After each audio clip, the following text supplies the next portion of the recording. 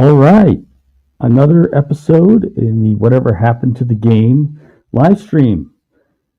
I'm here in Eastern Pennsylvania, Adrian Tepes, and this is my guest, Albeleo, here from Illinois. How are you doing? Doing good, buddy. How are you? All right, so start with a few little news items, and welcome to everyone in the audience who are in the live stream. So starting off, previously there was a Trigun Watch Party live stream for episodes 3 and 4, and Whatever Happens to Starship Troopers, which was being discussed in light of them doing a Starship Troopers reboot at Sony Pictures with Neil Blomkamp.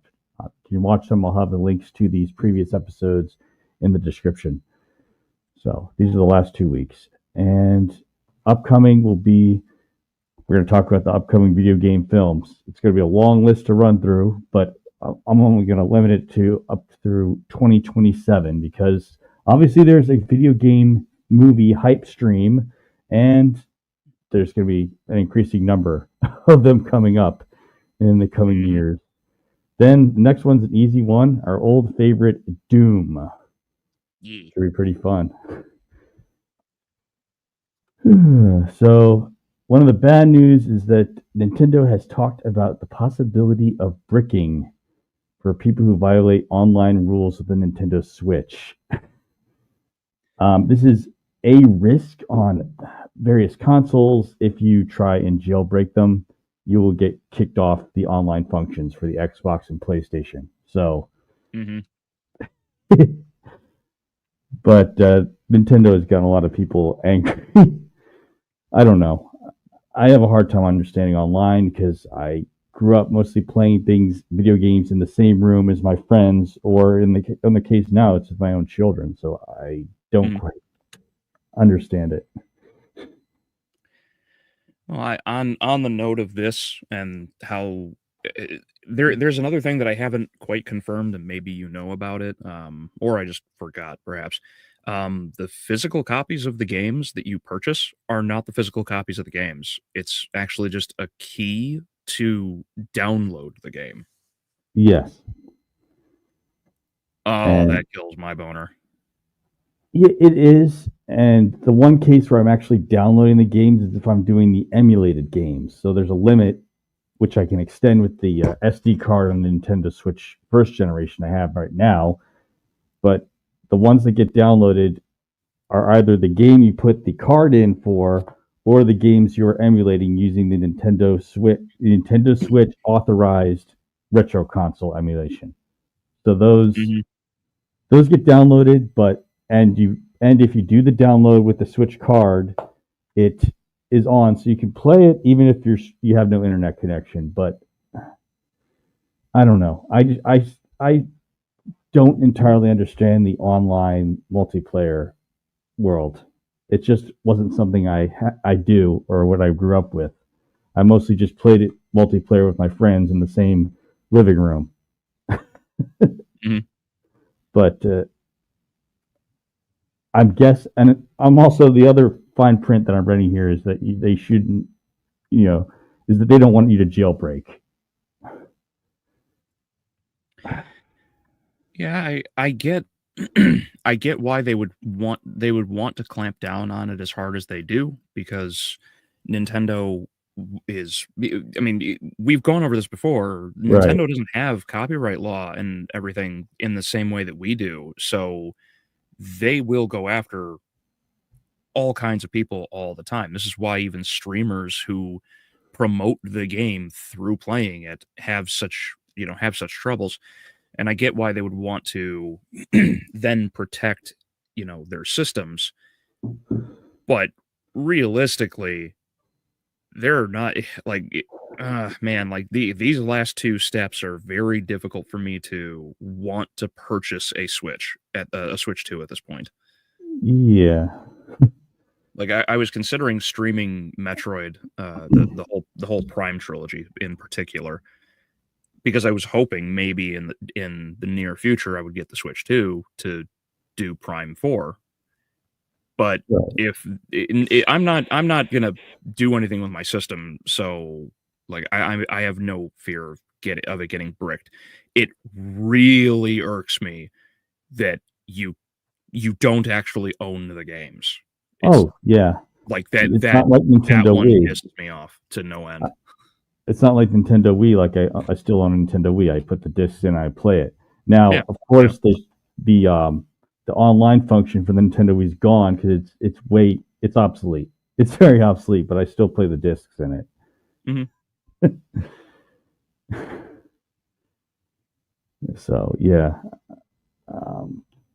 and the funny thing about these Switch games is they could technically be held on discs because the Switch games aren't as don't involve as much data as the Xbox or PlayStation ones do. Mm-hmm. So I mean, yeah, it's more expensive to get a disc compatible PlayStation or Xbox, but you can play older Xbox and PlayStation games using that with the disc reader. So yeah, Nintendo isn't making some very necessarily brilliant decisions. So going on, this is the recap. So these are all the remasters they've had so far. Mm-hmm. So Anniversary 2019, Advance 2021, Dominus 2024. So games not yet remastered include Legends, Arcade, Castlevania 64, Legacy of Darkness, Lament of Innocence, Curse of Darkness, Judgment, Castlevania Chronicles. I'm a little surprised that isn't in any of them, but it was one of the ones that went to PS1. Adventure Rebirth, which is you could get on the Switch, but it's not for all systems. Yeah.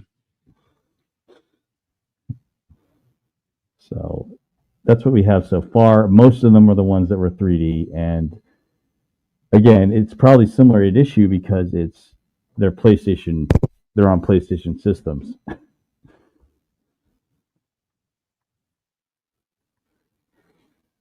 Yeah. Well, I'm just glad that we have the 3 collections that we do, quite frankly. Yeah, we can play them on PC now. Mm-hmm. Yeah, I'll take the wins where I can. Now, I'm thinking there could be the 3D eventually remastered because another Konami property, Metal Gear Solid, has been releasing a lot of remasters. And sadly, even though Metal Gear Solid is their more successful franchise, they're remaking them. Like they're not really coming out with new Metal Gear at this point either. Yeah. They're remaking what existed already. So I don't know. So this is the first 3D Castlevania 64, and released January 26, 1999. So it's a little odd because most of them are released in October, November. Mm-hmm. Yeah, usually around that like Halloween time period. Right. Now there are some exceptions. Super Castlevania 4, that, and Symphony of the Night are those because so Symphony, its first release was in March, but it took almost until September, October to get to North America and Europe. So Mm-hmm. its initial release wasn't close to, but it was spread out over a while. Yeah, but I'm pretty sure Japan doesn't have the same sort of Halloween time Well, frame as we no, do. it's from All Hallows Eve, but Yeah. so it goes into the kind of religious element of being that we go kill Dracula in the night. We're supposed to mock and scare away evil spirits, that kind of Mm-hmm. thing. Yeah.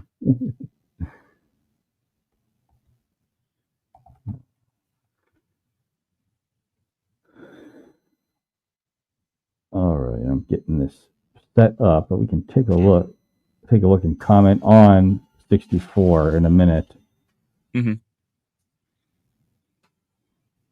It's a real shame this game got rushed through as hard as it did because it really could have been something interesting.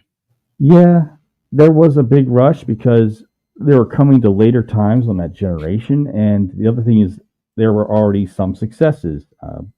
You had Ocarina of Time in late 98. Mm-hmm.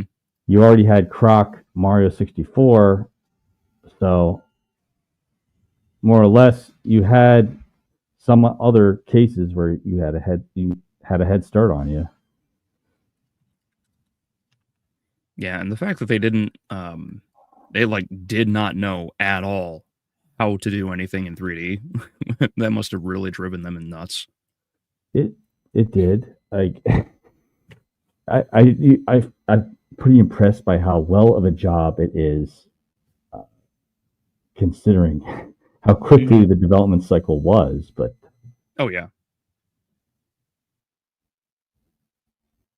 so here we go.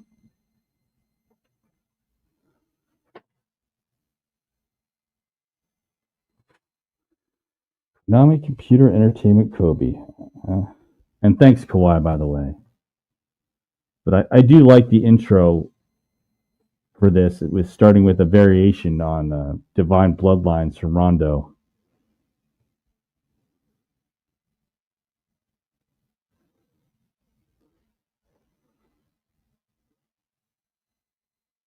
I love the violin intro when the kid comes in and starts when the kid starts playing it here and just here. Yeah, yeah.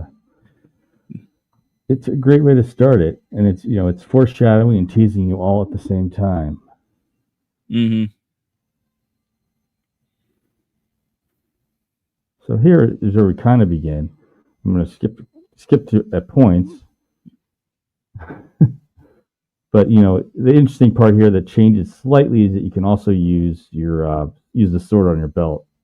Mm-hmm. Couldn't really do that in previous games, but it's interesting because it's kind of like a I guess you already have sub weapons, so it's like a tertiary weapon.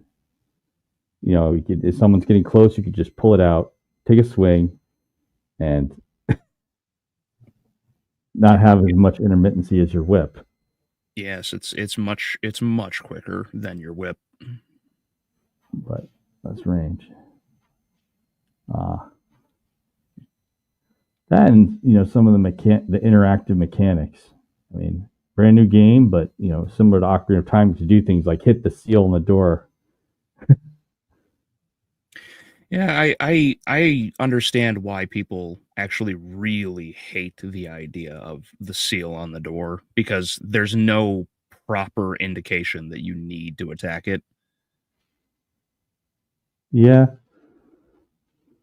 So maybe in frustration you'll just break it. Now the game manual does tell you look out for objects that you can break. Mm-hmm. Yeah, there's also an issue of that argument because the fact of the matter is you should also, as a gamer, know to break things. You know, like like uh especially in the Castlevania franchise, the idea of breaking walls to open up paths, like it Right. like Symphony of Like the Night Symphony didn't Night, right. yeah, Symphony of the Night didn't introduce that mechanic, you know. But you had the fairy, and if you had the fairy tells you something looks strange. Sure, sure. Sure, and that works out totally fine, but like Rondo had alternate pathing, so anybody who's a Right. fan of the franchise knew exactly what to do. There's breakable walls for pot roasts and everything else, chicken in the walls, you know, Oh like yeah, so it's like like different Castlevania colors. 1 did this, you know, way back in 86, like, and that's not including all the other gaming franchises that were like, Legend yeah, of Zelda, for instance. yeah, exactly. Zelda, like in order to beat the first one, you have to find like 2 or 3 of the dungeons, which are all hidden inside of, It's in the cave, yeah. like trees in the Yeah, middle of trees, nowhere. caves, yeah. You Not know, to so mention you're thrown in the first NES, or actually it's Famicom at first. Found out recently. You have to, you know, you're pretty much blind in the first Zelda games without a manual. oh yeah. Yeah, there's nothing. You go through the first cave and the dude's like, it's dangerous to go alone, take this. And then you're just like, well, I guess I'm just gonna wander around and do things until I find until I or find or if you anything die. that sounds like progress.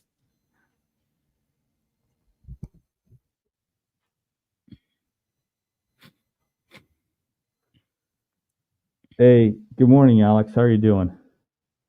So we're Hey talking Alex, right now about Castlevania 64. yeah. Hey Alex. Hey Chaos. How you guys So, doing?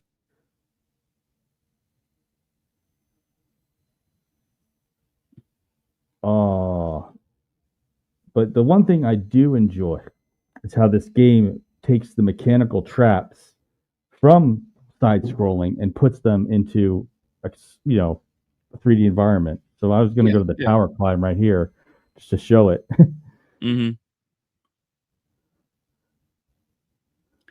I don't Oh, know why I've always had difficulties with this pair of white dragons. I never really understood why I always did.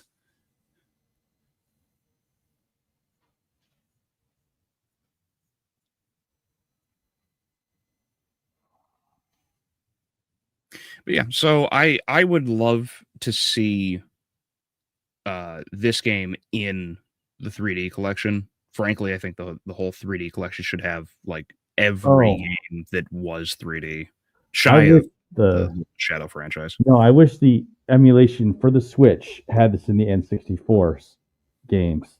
Not yet. It doesn't have it yet, but it should. Mm, I mean, they have yeah, Legend of Zelda games. Dang it, why not? yeah, which And is I'm funny pretty sure. because like Castlevania is so wildly popular even now. You know. Oh yeah. I mean, it has a niche for people who want to play it because of how difficult the games can get.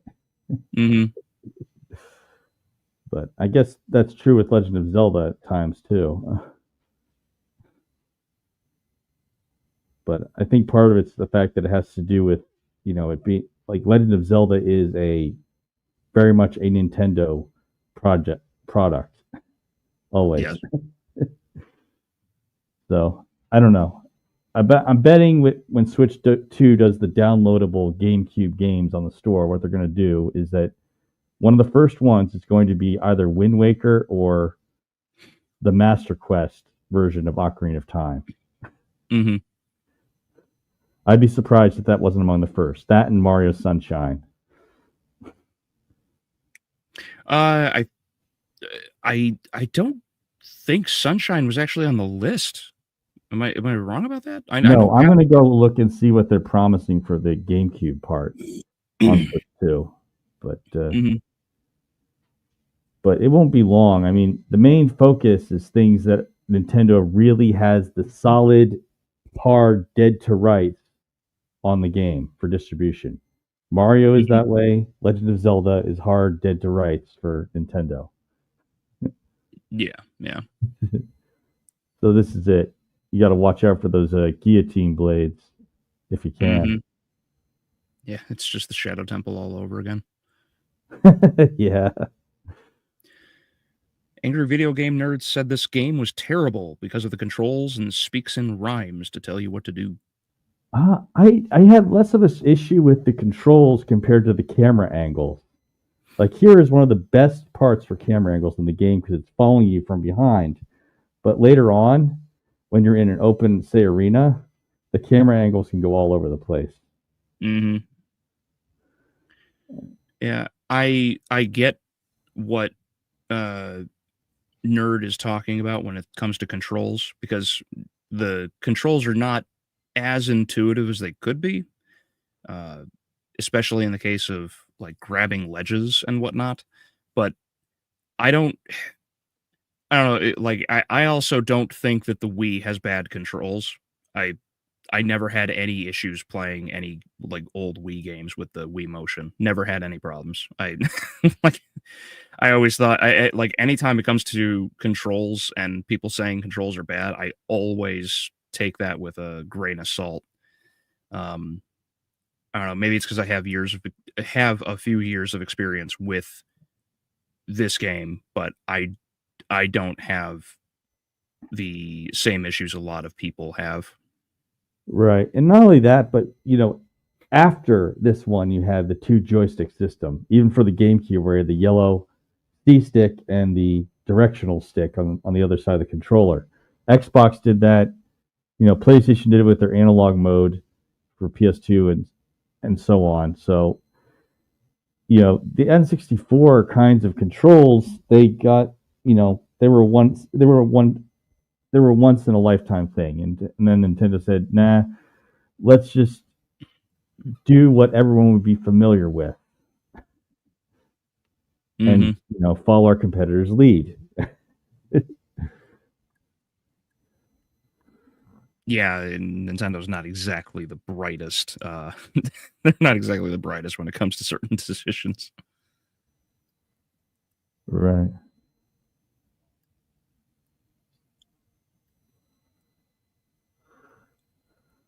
And this is when we meet the Count, quote unquote. Yeah, the cow.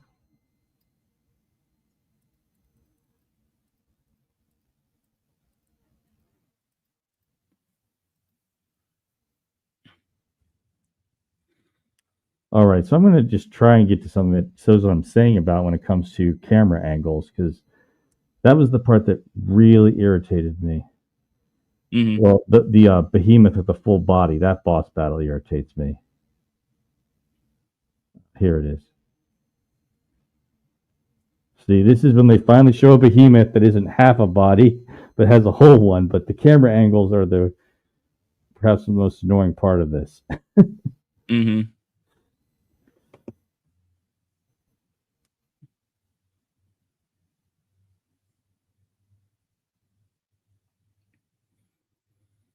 You hear that stomp? Come on. Do you look in front of you? Come on. Exactly.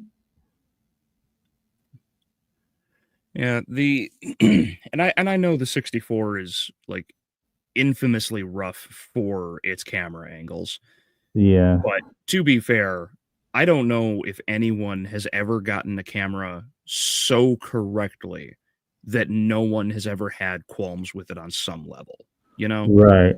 Like for as great as Dark Souls is as a franchise and as individual games, that camera will screw you up so badly. And a lot of people just give it a pass, which is kind of nutty. Right, more or less. And I'd like to stay more on this, but I got to get into Legacy of Darkness. So this is just the point I was going to make.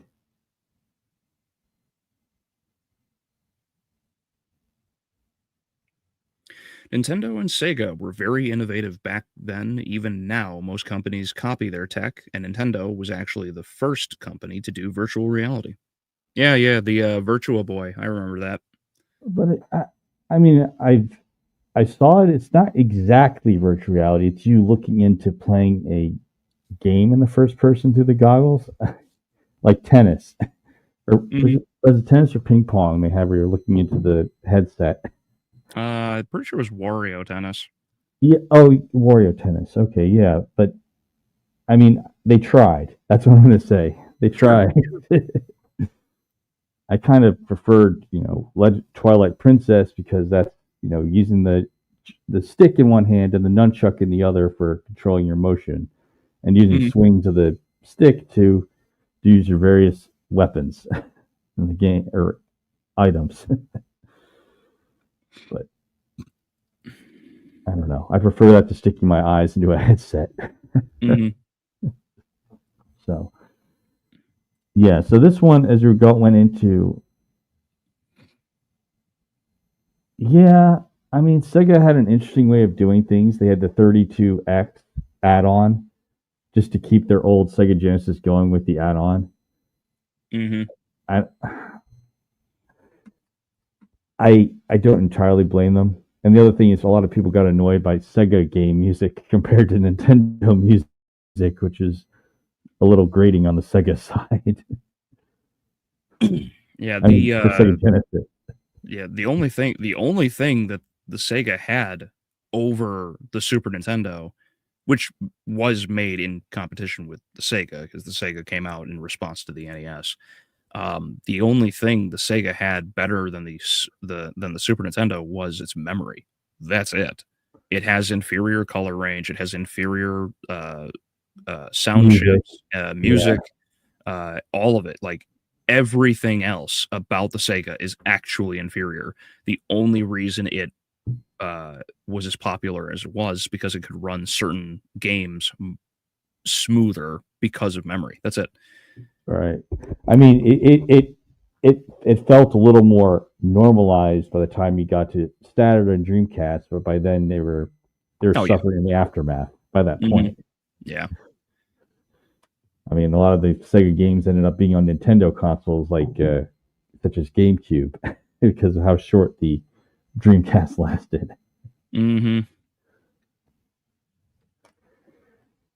So now we're talking about Legacy of Darkness, and I won't do too many things about this one, but it's not a one-to-one entirely. There's somewhat changes in the outfits, and there are some extra parts of the castle added that you go through first with the Cornell campaign, and second with Reinhardt or Carey, and there's the Henry. So there's 4 campaigns in it. So we're not going to go through all of it, but just a brief little bit, because we've seen most of what it mechanically had in the first because it's part. So similar,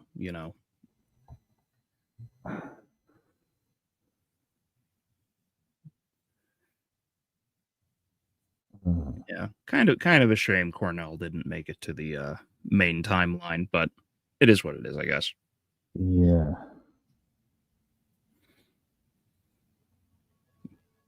I'm setting it up. And again, at this point, basically everything that was a part of the main timeline, or I should say, just isn't the Lords of Shadow timeline. Like everything 3D that isn't those should just be in one big collection. Even Rondo, honestly, even Rondo or not Rondo, Chronicles, Dracula X Chronicles probably should be put in a 3D game, even though it's just 2.5D. Just to give 2D fans something if they don't have it, and that's more of what I'm saying. Is that something to taste of the classic games if they want to try it. Yes. Have you ever heard of this old anime called Space Adventurer Cobra? I have not. So yeah, you have most of the same bosses here. In the case of Cornell, Cornell's broken. Like his stats do not really change if he's in wolf form or if he's in regular human form. Oh, really? Yeah, he has the same attacks. like same damage, but I mean it looks good. Now they do it differently in the game mod for Vampire Survivors DLC. Okay. Because the wolf mode is simply saying that Cornell has leveled up a whole lot, so now he's a wolf. And his wolf powers are pretty ridiculous if you combine all three of them.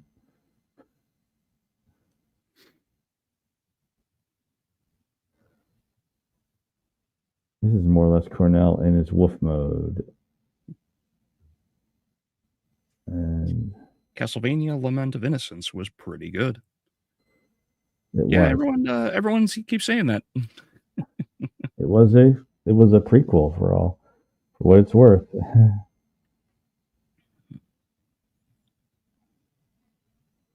But something changed. There's what was it? There was my lady and I, the queen and I, we went to we ended up going to a retro game store that had all kinds of different games, new, old, etc. And it had I didn't buy it because I don't have a working PS2 just yet, but they had Lament of Innocence in the box, like in the case with the manual. Oh, that's good. I should have bought it just to like prep having it, but it's nice that they had it. Yeah. So more or less, it's it adds campaigns. It also adds bosses like the Spider Queen or the Water Serpent from Rondo of Blood. Also shows up in this one as an extra boss. Yeah, at the beginning, because you take a boat over to the island. Yep. Because Dracula decided to go with beachfront property this time. Yeah. He's like, maybe it's not a bad idea. More or less. But yeah. So we're going to talk near the end about how we feel that Legacy of Darkness in 64 should be released. Mm-hmm. So Castlevania Resurrection. Now, this one is a little different. I can't get it to show on YouTube, so I'm going to try and upload it, stream it on here directly. So I'm going to show it. But the whole idea is that it was canceled. They have concept footage. So it depends on how much of the assets they've decided to either keep at Konami or go full deletion mode on them. I don't know. Mm-hmm. Or someone could just do a fan mod. I wouldn't care because I'm playing fan mods like Simon's Destiny, which is a obviously a Doom mod. Mm-hmm.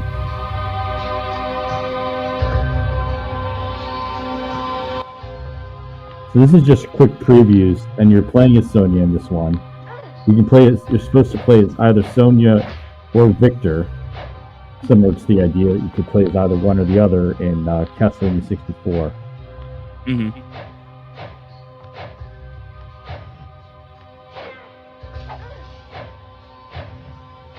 Looks very Tomb Raider-esque. I mean, 1999, so go figure.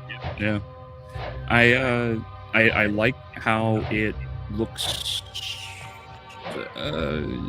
It doesn't look bad for the time. I also, I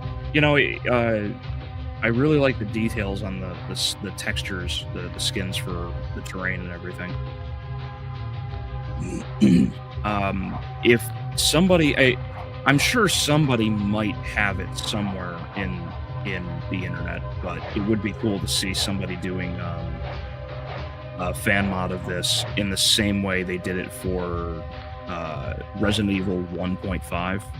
Oh yeah, they have. I mean, there are people who are making mods using the Unreal Engine right now. Mm-hmm. So I can see it being done. I mean, they could not GZ Doom, but I'm sure there's another, similar open source game mod engine out there that could be used. Yes. Do you think they keep doing the female Belmonts dirty? First Sonia becomes a non-canon, then Julia, Richter's mother, gets killed in her introduction. Oh, yeah. Yeah.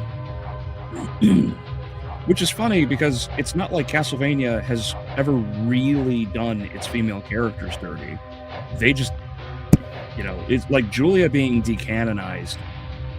There's at least still a fandom behind her. Like, people want to see more of Sonia Belmont. Like, that's totally fine. Julia, on the other hand, they should never have done what they did. It was completely pointless because they take... Oh, he went through the wall.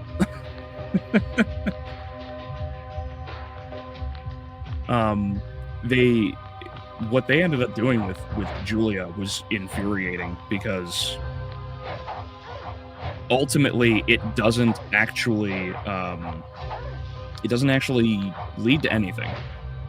They set up the first part of Nocturne sets up Olrox as not only a main antagonist, possibly the main antagonist, because Olrox wants to take over Castlevania. So when we fast forward to the French Revolution and everything else is going on, and Olrox is very clearly at odds with Julia, yeah. And Erzsébet too. It's, that they're not going to commit to it because, hey, look, we have a gay Aztec representation. So all of a sudden he won't even physically be harmed past this point. I mean, it's interesting, Albeleo, and to the audience as well, because the one time they did an anti-establishment vampire, and it was really well done, was Blade. I mean, you had Deacon Frost. He didn't like what the purebloods were thinking about for their plan. Yeah. And he decided to make himself be the one in charge. Yeah, exactly. They didn't go this route. Not that they have to, but it's more of a commitment issue. Yeah, exactly. Do they want to keep going with it in the plot? They set everything up. This is most likely what will occur, and then they don't commit to it. So the issue is that Julia's death. Julia probably gets treated the worst out of all the female characters in the franchise because her death is literally in vain. It does nothing. They're not going to make a sequel to Nocturne. We're not getting a proper season 2, a part 3, as it were. We're not going to get that and see Olrox killed. It won't happen. More or less. I mean, I'm just saying it's interesting because Blade was, 1998, and they did it pretty straightforward with Frost. Mm-hmm. And Frost had his own agenda, and they followed through with it in the same film. So, by all means, Blade, the first Blade movie is pretty good. The other ones aren't quite as good, and they sidetracked Blade as a character in the third one. Oh, yeah. The third one is infamously rough. More or less. So, I mean, if you want to watch a good movie about vampires and having their own internal conflict, that's what the first Blade movie is, as part of the plot. Mm-hmm. That, and, it's Wesley Snipes. Oh, yeah. Yeah, there'll only ever be one Blade. Exactly. So, Chaos, I'm using less and less of it. I mean, it's more or less I have recording, and I just find that voice conversion works better by far than text to voice by a long shot. I mean, voice conversion actually carries over your voice a little bit, carries over some of the inflection and the emotion. So that's what I'm going to do. I mean, and I might even do even less of that. So I have better microphones for just recording sound into a video. So my most recent long form video was just my voice. That's it. Now, AI, I mean, you're not going to have a world with zero AI. We all use some measure of it in editing video. like making your voice sound better, but that's about it. Generative AI, it's redundant and it's more of a brainstorming than any kind of creation. That's all I have to say. Yeah, I am mixed on the opinion. I like what AI can do. I see a lot of really negative potential. So I don't know. We'll see how things continue. I mean, my summary for it, Albeleo, is that AI is like a hammer. It's up to me to pick. It's up to me to pound the nails into the holes or into the wood. And it's interesting for looking up trends. Oh yeah, I'm doing great, Eldritch Lord. So I changed my live stream for Skies of Arcade to yesterday because this week is like busy for Thursday and Friday for me. I've got a trip to do on Friday, but I'm pretty sure I'll be playing some Doom. Yep. Yeah, tomorrow, if anyone is interested, I am continuing Doom Classic, and I'm doing No Rest for the Living. Oh, good luck with that one. I just recently actually finished Doom 2, but I find it interesting in Resurrection how they do the whole Hydra chasing after you with the snake head. Mm-hmm. Yeah, this scene, this whole situation here looks terrible. This is that awful Crash Bandicoot. Hey, we're gonna put the camera in your face, and you have to just pray to God you don't land on one of the hands. Oh yeah. That was like the fun part of Crash Bandicoot. So dumb. I hate this. I mean, they weren't my favorite part of Crash Bandicoot, but I do like that series. Mm-hmm. Much more the just the regular going forward levels. Yeah. So that's it. And going back, so that's a good quality sample for what you can see for Resurrection, but it was something that was canceled. It wasn't finished all the way. It was supposed to be either Victor or Sonia time travel to meet up in the 16th century. So the century after Sonia, century and the century before Victor. But Victor obviously ended up in Lords of Shadow. They took stuff from Legends and the other decanonized things and made their own version in Lords of Shadow, including Victor. So, yeah. But that's the technical demo. Aztecs are very strict with their rules and customs. Well, the big thing is they were worshiping the sun, and they were sacrificing people to keep the sun coming up near the winter solstice. All right? So... Yeah. But I don't think the rules for the sun are even consistent anymore in Netflix animation. No, God, no. Hey, look quickly. Let's run through the woods and have no problem, even though we're running through rays of sunshine, which should instantly turn us into, dust. It's just, or at least make you, or at least give you bad burns like Meyer Link in Vampire Hunter D. Yeah, something, anything. Yeah, dude, man, I every time I think, maybe I'll finish writing this around this time. It's no, I just keep adding things. Not that I always have time to work on the Nocturne Part 2 script, but man, every time I think about it, I was just like, oh yeah, I can add all of this detail and all of this detail, and this is a problem. I hate it. I hate everything about it. I know. I did mine, Tomato in the Mirror. I don't think it's the greatest thing I've done, but I just wanted to finally just put something out there that's long form. It's been a while since I did, and I did it. I'll do more of my voice, just my voice converted, because it just puts more of my inflection into it, and I like it that way for the Castlevania back short videos. But here I am. I'll just do another one for now. We're going into the Lament of Innocence. Yes.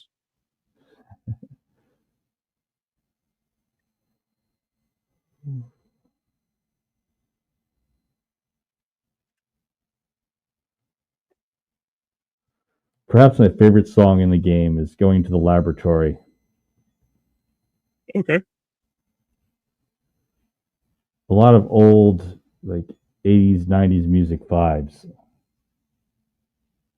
Mm-hmm.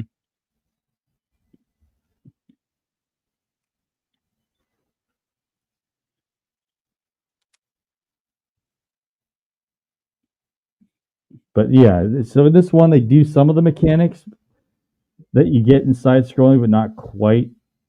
I mean, it's not like you don't have. It's not as easy to fall to your death in this game. It's mostly, or how would I say it?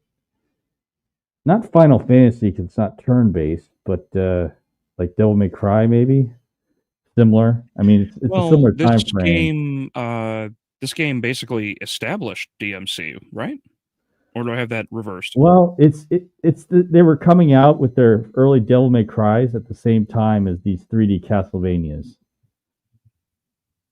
So Yeah, but didn't they develop this game first, but then took the idea and ran with it to make DMC?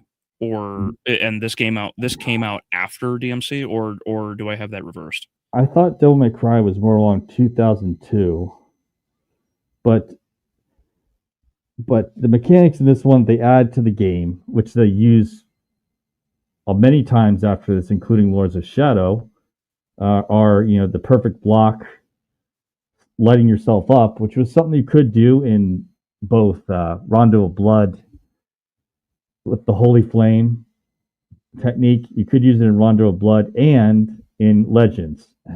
Mm-hmm. Me.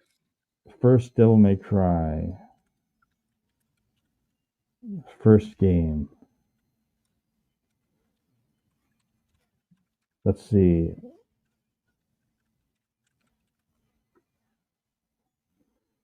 Okay. The first August 23rd, 2001 was the first Devil May Cry, but it was the PS2 Yeah, generation. yeah, I did get that wrong. But unlike most Castlevanias, it's less jumping up to avoid falling to your death or falling on spikes than 64 or Legacy of Darkness was. Mm-hmm. More of just fighting on the floor against other guys like it's, I don't know, like it's Marvel Ultimate Alliance or something. Mm-hmm.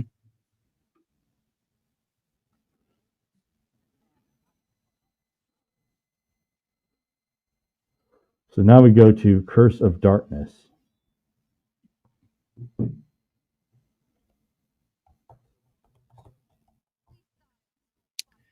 Yeah, yeah, they really butchered this one for that series. Well, the good news is they don't really spoil the plot because of how incredibly diverging and different it becomes from Curse of Darkness. Sure, sure, but it's still such a heavy departure because they had no intention of being accurate at all. More or less. More or less. But that's why I more or less say, look, like Curse of Darkness can still be interesting because you have the item crafting and summoning abilities, but it's yeah, don't bother with thinking you know what's everything that's coming because it's nothing like Netflix. It's so different. Mm-hmm. In fact, I'd argue that's a good voice for Hector with Crispin Freeman.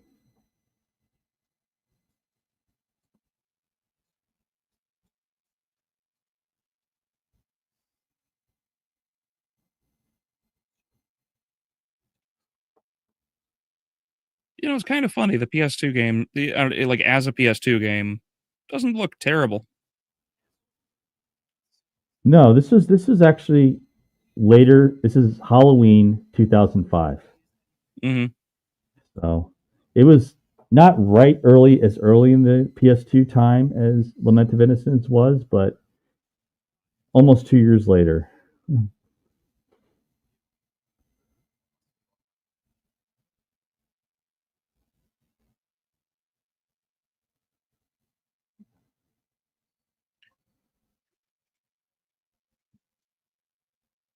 So this is your first summon that you get in the game.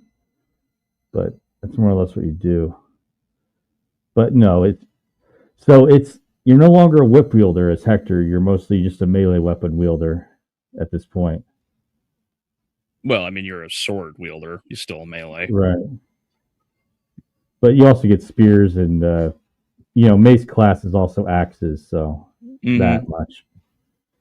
But you have it so you summon and your summoned creatures evolve based on what weapon you're using while they're out and with you. So if you're using swords, you're evolving them in the red color.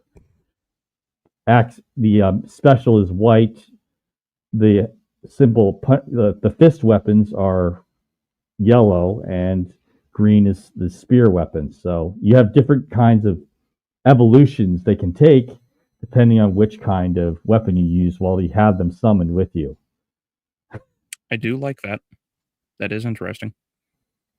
And they also have different abilities too. Like this one, so when you get the fairy, they can only heal you, but they can do other enhancements such as invisibility, temporary barriers.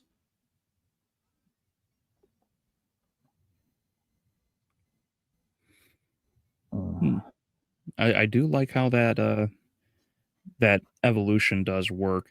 I can't say I'm necessarily in favor of persona style summoning, but I don't know. Maybe if there was like a continuation of the series to refine it, like it maybe not give it to Hector necessarily, but another character who could summon, for example, and like make that their gimmick, sort of like how Shinoa has all of the symbols.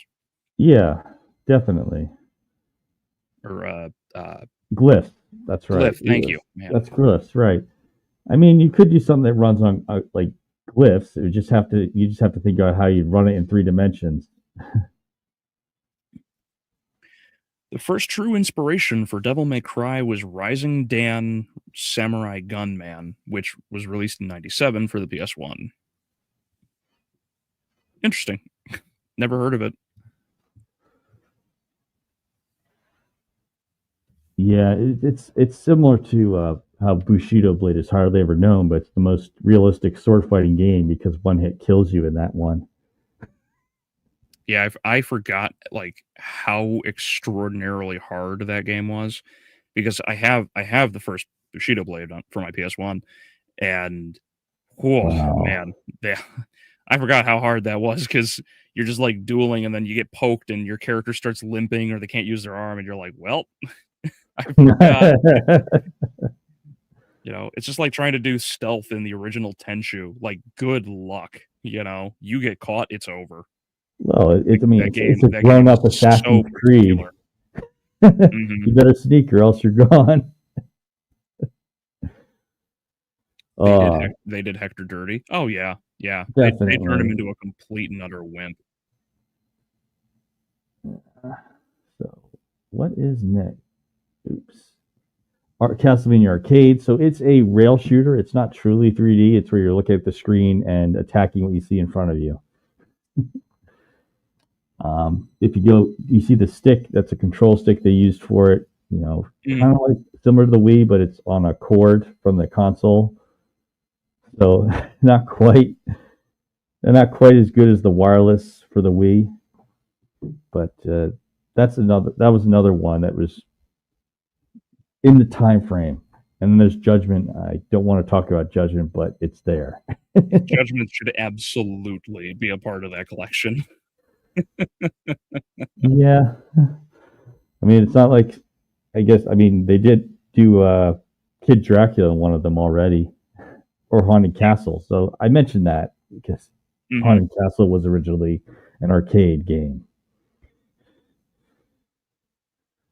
How would a 3-master work? So Castlevania and Legacy of Darkness, how do you handle that? Do you do them release them separately, or put them together into a special edition?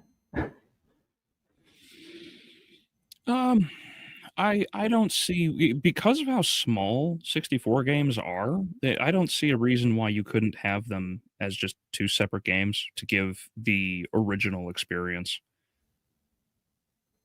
That's like the big argument I have against uh remakes and remasters is that a lot of quality of life things are added to the game to make it better, which is fine in the case like Warcraft 2, for example, on GOG, that's the BattleNet edition, so you have control groups. They're not visible, but you can use them.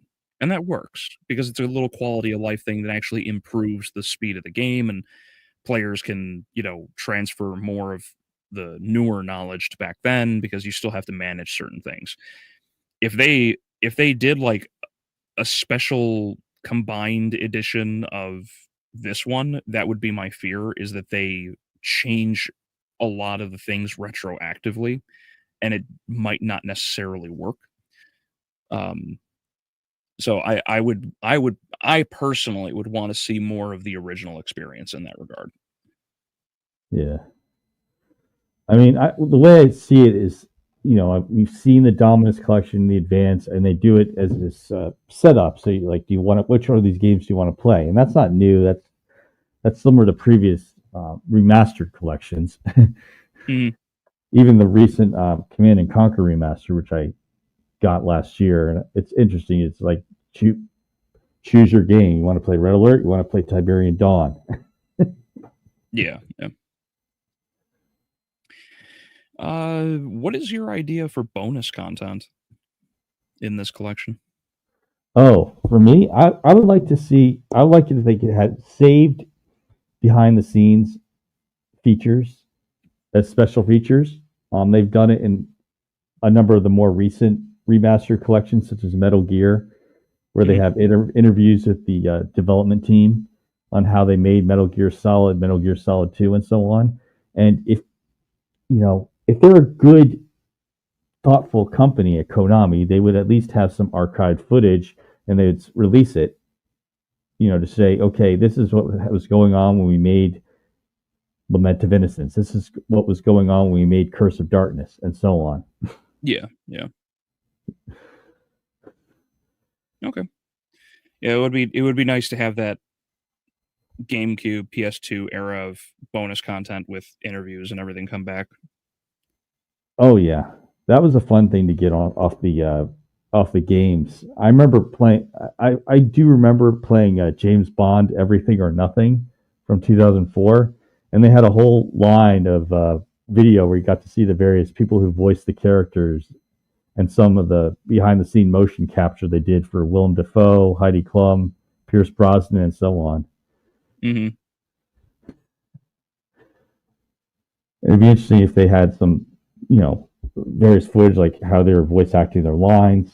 And I would like it if there was, if they had achievements in it for scores, because they do that in a lot of these remastered collections. Mm-hmm. Do you also find it kind of funny how Marvel keeps trying to push for diversity, since almost every character that dies in its current phase has been a minority? I mean, for Marvel, the big thing is they aren't going to reboot it. So they have to somehow keep filling in gaps for various characters that are retired from the MCU. Mm-hmm. So Yeah. uh, Go ahead. Go ahead. no, it's so they have to rush in a new character with a new actor, or at least someone who's been around but wasn't a main character yet, and they rush it. And the rush, it doesn't feel as the same kind of introduction you had in previous films because they're rushing to the next event at this point. So Mm-hmm. go ahead. I I don't necessarily know, because it's an oddity, because so many of the characters that are introduced are, of course, diverse, like they are minorities, sure. Um, and it's it's like Marvel has to quietly try to figure out what to do in certain situations, like how they got rid of Taskmaster and Thunderbolts, right? Yeah. Just dead, gone, over. They move on from her very quickly. And so And not only that, but some of these characters in Thunderbolts were introduced either in, I guess, Red Guardian and Elena were from the Black Widow movie, which I didn't see it, so I didn't get who they were. And they introduced Walker from the streaming series Falcon and the Winter Soldier, so I needed a little recap on who he was and so on. Mm-hmm. And I think Ghost was from the Ant-Man movies, right? Either Ant-Man 2 or 3. Yeah, Ghost is in 2. Okay. So it didn't feel as straightforward as an introduction to these characters, because I was wondering half the time, like, because I don't watch every Marvel material out there. So I was wondering half the time, like, who are these characters? Where do they come from? Oh, they came from streaming. Well, I didn't watch much of the streaming. So what Mm-hmm. Yeah, it's just going to make people really confused because they either hadn't returned for a long time, like Ghost, were basically completely neglected, like Taskmaster, or are exclusively in other forms of information, in other forms of media, like U.S. Agent. It's like, how could you watch Thunderbolts as a casual fan and not be confused by things? It's like, who's this U.S. agent? Where did he come from? Yeah. Honestly, even Taskmaster, because they changed her costume. So it's like, who? Have I heard of not yet? Have you heard of Record of Ragnarok? I'm actually curious about that.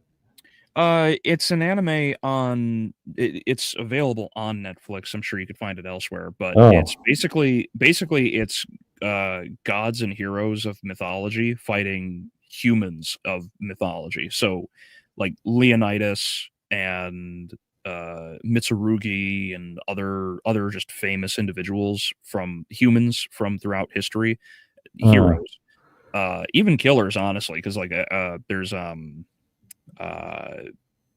Jack the Ripper, for example. It's like all of them, heroes or villains, they're all famous individuals or infamous, and they fight against gods and other mythological beings in this weird tournament. I don't know much more beyond that because I haven't seen it. I'm curious enough. I'll see if it's on Netflix when I do a subscription on. Thanks, Alex. So, okay. So not all these games are 3D, but so we'll go over each of these. Should Requiem, because Requiem was a PlayStation deal, but it's a remake for both Rondo of Blood and Symphony of the Night. Or you have Dracula X Chronicles with the Symphony of the Night and Rondo of Blood on PSP. Should PlayStation games go into the collection? Or should games like maybe try to get Adventure Rebirth into it? I don't know. Because once you have it in the Remastered collection, it's a multi-system release.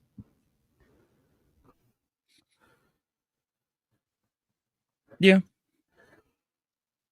I like the idea of releasing it basically as like an incomplete demo. That way people can get a hold of the game and actually maybe extract the files and like I said, make a Resident Evil 1.5 version of Resurrection. I think that would be neat. It would be. I mean, it depends what Konami's willing to do. Or, as I said before, they're stuck in remakes. Even for Silent Hill and Metal Gear Solid, for heaven's sake. Come on. Right. I mean, I'm just saying Metal Gear and Silent Hill because those sold more than Castlevania did, and they're remaking them. So I don't know what to say. Mm-hmm. I mean, you can't stay on nostalgia forever. even your audience who enjoyed them as children, they get older. Right. More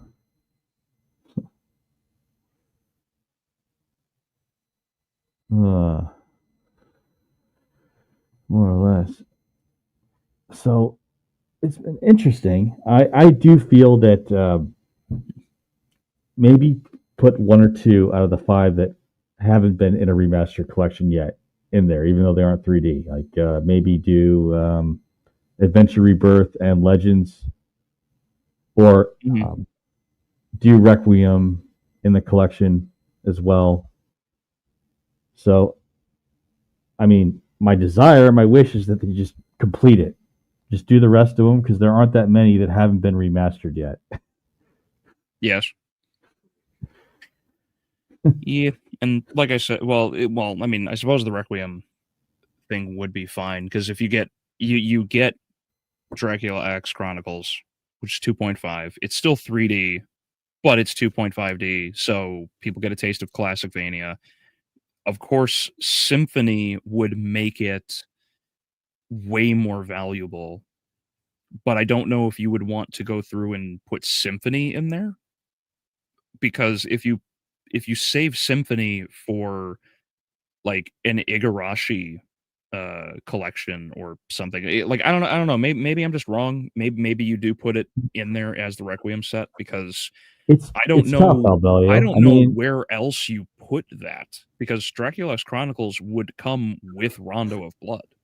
I mean, they're in a position where I just feel like just do the rest of them in the same pack. Mm-hmm. We could do a later remaster, because it's like, okay, let's look at it. Requiem is 2. If we count Requiem as 2, Legends, Arcade, Rebirth. So 2, 3, 4, 5. There's like 5 left, other than the 3D games we mentioned, that are just not remastered yet. Mm-hmm. Yeah, so it would be Castlevania 64 and Legacy, the werewolf one. Yeah. You have Lament of Innocence, Curse of Darkness. Oh, Legacy of Darkness was right. I always get those two confused because I'm an idiot.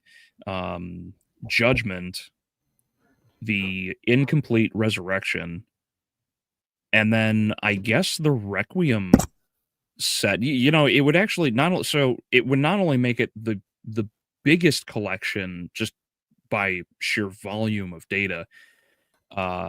Symphony of the Night alone would make that collection sell. Oh, and because Dracula Chronicles is in there, you could toss in Rondo of Blood and Dracula X if you really wanted to. You could, yeah. You could. Because I mean, they did Rondo of Blood. They did Rondo of Blood in the Anniversary collection, but but you know, it's just that we're at an odd point where you would, on one hand, you would make it the biggest remastered collection in terms of the total number of titles in one, but at the same time, you're so close to having them all remastered, and you don't want to, you know, not leave some of these out, because eventually that would be like, okay, this is just the leftovers. There's hardly any to put in a single collection. It's a dilemma.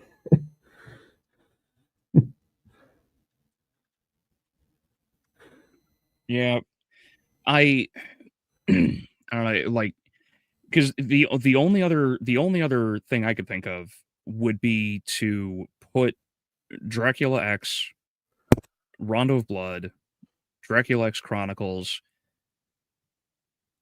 and Symphony of the Night, and actually those 4 games would probably go in their own collection. Where's Bloodlines, by the way? Is Bloodlines in a collection, or is it standalone? The Anniversary collection has the most individual titles of any remastered collection. It has Bloodlines. It has Rondo of Blood, just the original Rondo of Blood with the old graphics. Okay. Then never mind. I think Dracula X Chronicles, the Requiem set would probably best fit this one then. Oh, yeah. That's So tough. It's weird how they broke it all down. Like I don't know. I feel like they could have done it so much better. yeah, they could have done it more evenly. But right now, most of them that aren't remastered are the 3D ones, and you know Mhm. it's a rights issue with PlayStation. But I mean, Konami, it's Konami, and they're They're not exactly remastering. wise. They're not exactly making new content, Yeah. even in their higher selling series such as Metal Gear and Silent Hill. Yes. So yeah, I mean, I'd be glad if it finally happens, which they'll. I'm pretty much willing to say they will do it for the money to just sell us all the games we used to know for nostalgia points.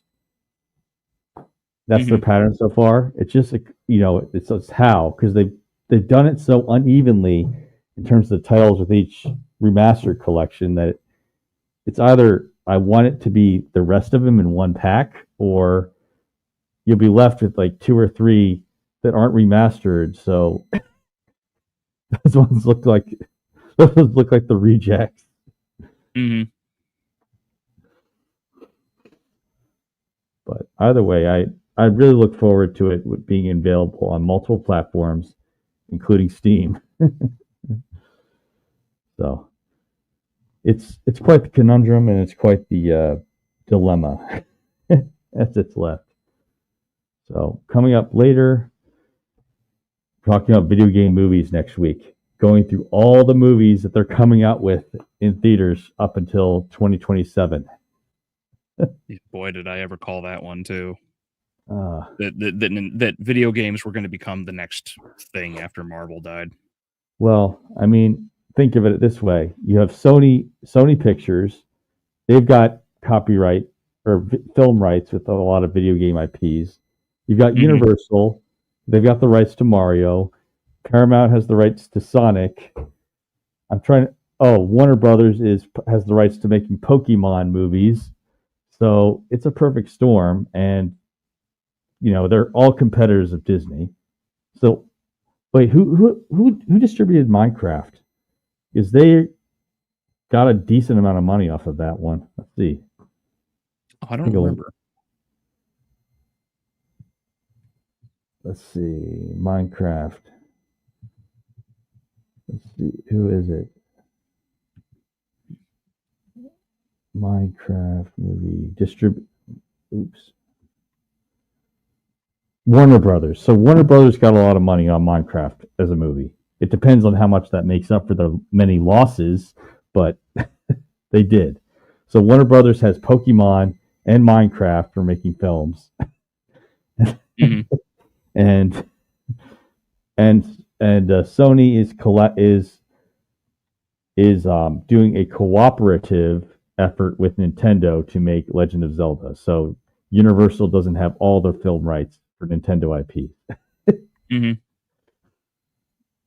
but it's going to be a crazy ride. And they're also making a Five Nights at Freddy's sequel. Like, what the heck?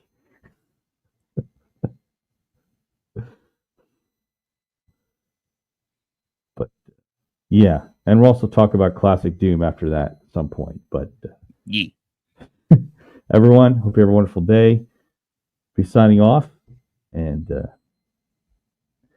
until we meet again, farewell. Have a good day, everyone.